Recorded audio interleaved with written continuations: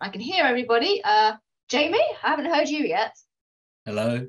Yes, I'm here. Hello. Hello.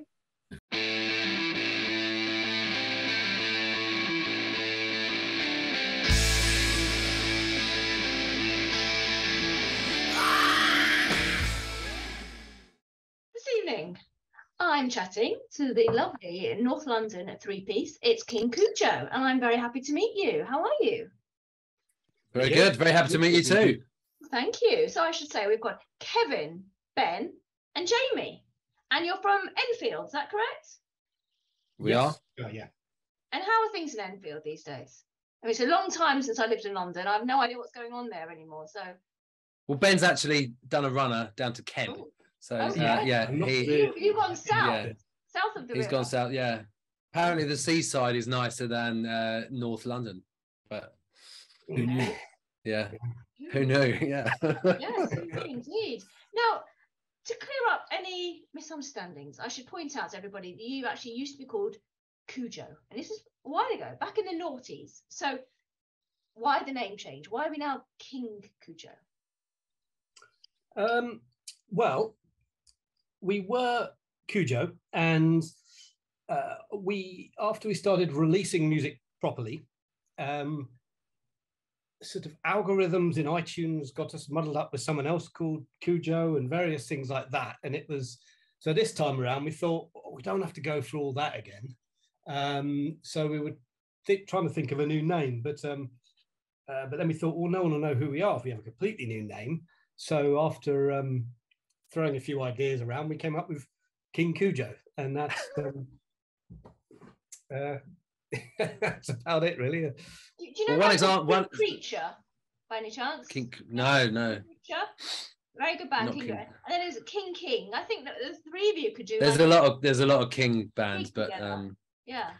But we had a back in the day. We had a gig at the Bull and Gate in Kentish Town, and there used to be a French DJ. Was it Toby Armin or Armin Tobin? Amon Tobin. That was it. Yeah. Oh, so neither. And he released an album under the name Cujo, and a load of his fans turned up. We thought we had a sellout, and there was a huge queue of people. And then suddenly they just all left at the same time. We went up to the desk and went, what happened? They said, oh, they thought you were a French DJ. And we said, you're a garage rock band. So they all just turned around and went home. All right. Okay. So that was another reason. Yeah, that was. Okay. It had to be done, basically. Yeah. Now, I said you're back. You're back with a new album. So this album is due to be released on 10th of February next year. And this is going to be your first your new full-length album in 18 years? In quite some time. Yeah. Might be no. First full-length album since 2003. Right. So we did an EP. We did an EP in about 2004 or 5.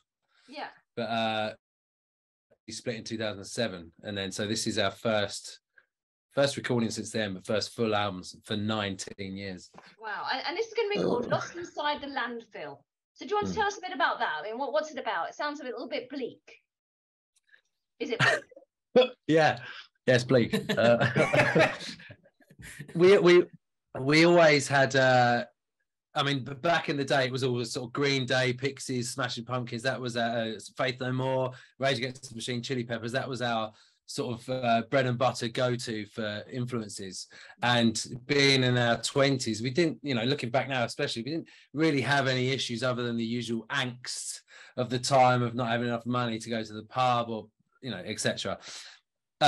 This time around, now we're in our 40s, and for me, writing the songs to take to the guys to turn into the album, it was coming from a place of pandemic, Brexit, fatherhood, stress over the lockdown, and midlife crisis, which I hate that term because I feel that needs to be upgraded, but it was all this kind of mix of horror show.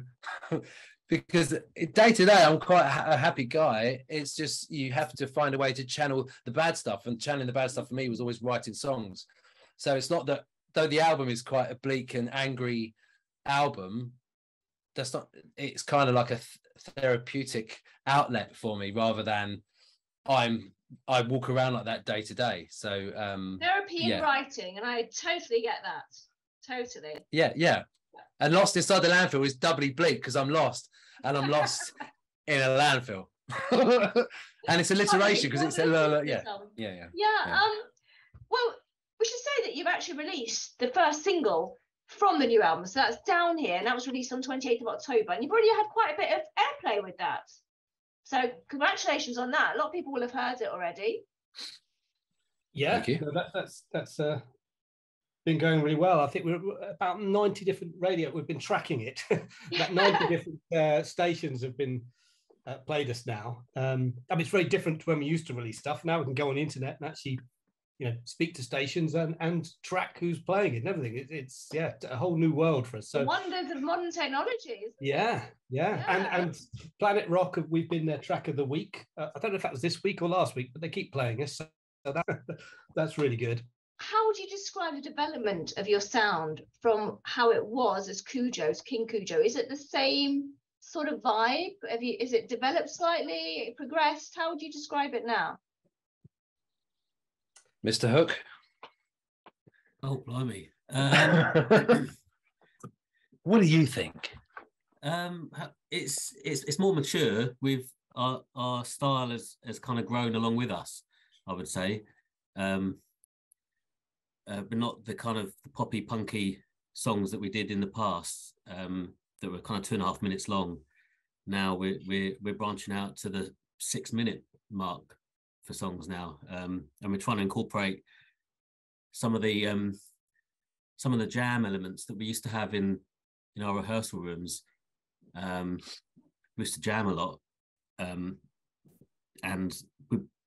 we never interpreted that into the songs. But now we've started to do that. But you had called it quits in 2007. Now I know there was a tragedy in the band, so tell us about that. Yes, I mean the band started. Well, I'm not even exactly sure, but I think it was late 90s. 98. Was it 98? Yeah. Oh, I was living abroad in 98. I'm so glad you didn't say I was in nappies in 98. I wasn't in nappies. No, I definitely. I was in France or Spain, depending on which end of 98 it was. Oh, I don't know which end it was, but I was feeling very homesick in 98. But I did get to be in France the year they won the World Cup, which was very exciting. Oh, there you go. Yeah. Please continue. Yeah. So 98, the four of us started the band, and we had a guy on bass called James Norton, who's a guy I went to primary school with. So he's a very good friend of ours, and we'd played for. We'd started doing gigs and recording a couple of rough demos and things. So, and we'd really started to sort of develop as a band after about 2 years. And then, tragically, James came off his motorbike on the A10 on his way home from work one afternoon, and that was it. So we did stop playing for a short while, but then we thought, well, actually, James wouldn't wanted us to stop the band, so we did try out a few other bassists who were all great, but it just felt a bit odd having someone else in the band. So in the end, I moved from rhythm guitar. It wasn't particularly great at guitar anyway, so it's probably a good move. Onto he only knew 3 chords. Much easier. Yeah. And from then on we were a 3-piece. Right, and you have reunited to commemorate, James, haven't you? Well, we got back to we did a gig so we split up in 2007. We did one gig in 2010, which was the 10th anniversary of his death, and we did one in 2015 because friends of ours were playing at Islington Academy, which is quite a big venue in London. Well, big in terms of where we used to play. I think it's about 800. So we said yes to that, and then we did.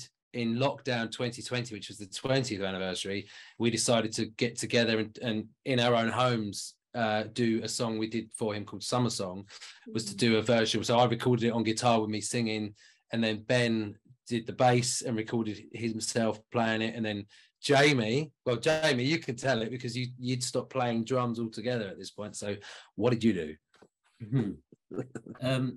Yeah, so when Kev said, let's record this song, I agreed to it, but then I didn't actually know how I was going to do it because I didn't have any drums. I'd stopped playing for about 4 years and sold all my kit.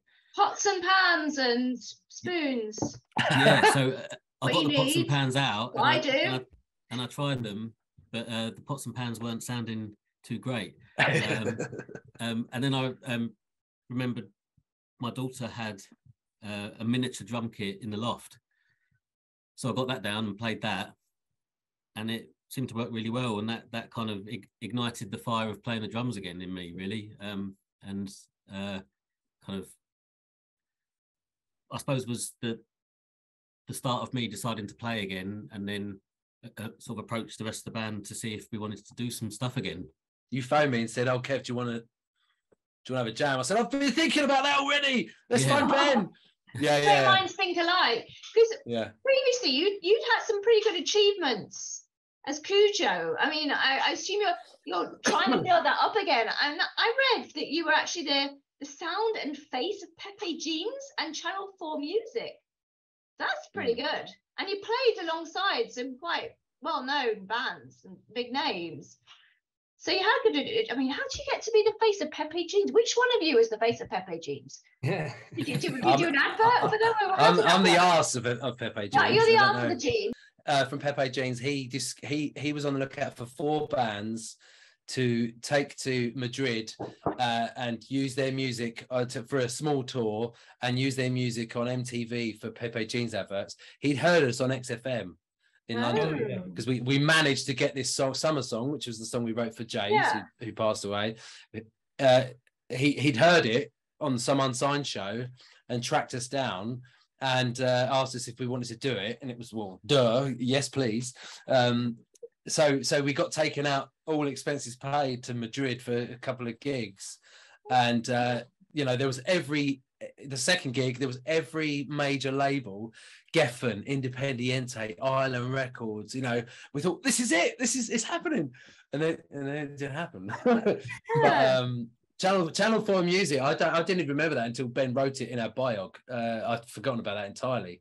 Channel 4 Music started something, and we also won Virgin Unsigned Extreme for a week, and we were then beaten the week after by another unsigned band called the Maccabees, who then went on to. We beat the Holloways. They got signed to win. Oh, was it the Holloways? We beat the Holloways, then we were beaten by the Maccabees. Okay, yeah. So I was really annoyed, but then they got signed. Do you think you're going to be able to sort of get to that level again now with King Cujo? The problem is gigging. Is, Ben lives in Kent, and that's problem number one. Ben? What were you thinking? No. So I mean, I don't know. But it also is completely different now. Everything's done in a completely different way. When you're older, things completely change, Well, You've got commitments, and you can't just take off and. Well, I don't know. I don't know how musicians do it actually, but they do, don't they? Just sort of take off and take time off work and leave the families and bugger off. Well, I think at the moment we're trying. I mean, whereas before we didn't really have the internet. It was sort of, iTunes was new back then, and that was kind of it. So it was just about gigging. That was the only way, get in the enemy and get out there and gig. So we did that sort of relentlessly. I mean, I think we did sort of about 500 gigs. But now I think we're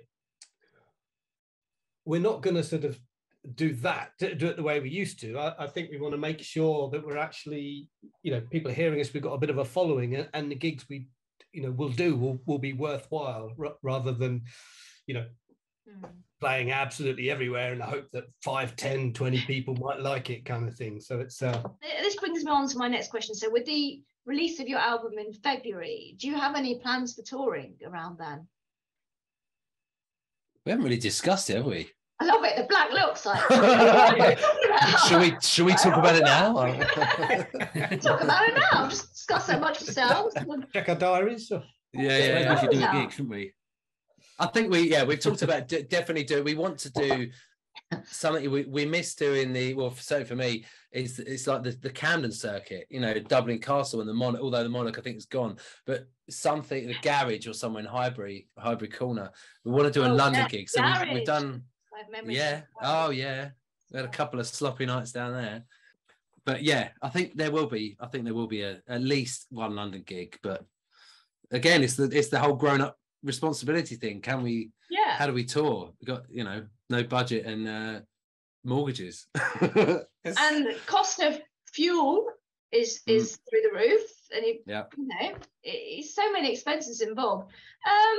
Right, well, assuming you're going to put all this information that you have, you know, about any possible tour dates and information on how we can get the album, assuming that's all going to go online, as we are now doing these days, as now the fashion, how can we find you? Because I know that you're not King Cujo on Twitter, and if people are looking for you, they need to put a 0 instead of an O at the end.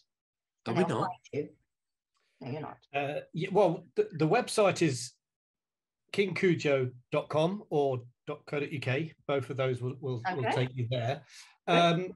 Unfortunately, we couldn't get exactly the same sort of username for all the different social media things, so they're all a bit different. Yeah. King Cujo ended up being King Cuj 0 because someone already had it. So yeah, unfortunately, they're all a little bit different, but all the links are on our website. So that's the best place to look. So we should head over there and have a look, and we can check out your current single, which is on Spotify and probably other places as well.